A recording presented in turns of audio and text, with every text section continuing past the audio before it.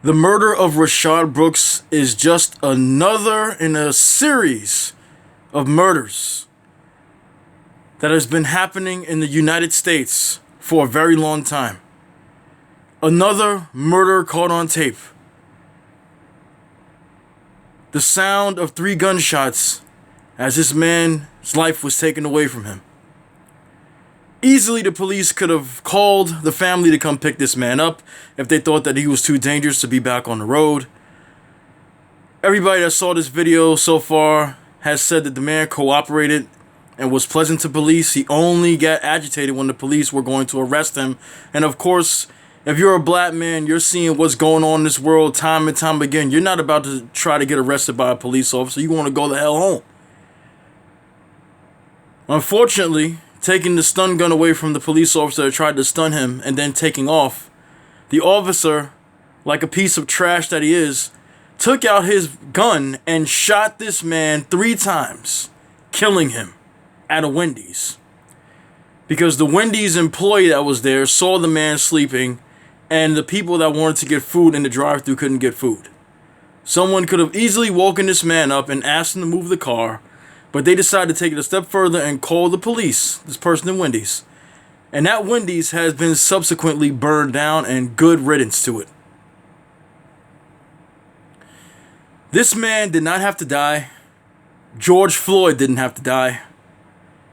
And at this point, I can't even get angry anymore because I'm so fucking numb to seeing so many black men lose their lives, black women lose their lives, white people calling police on black people. I'm just getting sick and tired of it. And I know many of my people out there are getting sick and tired of it as well. But the thing that these bastards that murder us don't understand, because they don't care, is the people that are left behind when the life is taken. This man's family is devastated. They even said they would have come to picking him up if they had received the call. They would have came and picked this man up themselves. So this man wouldn't have had to bring himself home. So he wouldn't have had to stay in the jail cell. But the police didn't do that. They wanted to take this man in. When I was watching this conference, this is the thing that broke my heart the most. You see this little girl here that obviously is no longer happy because her father is gone.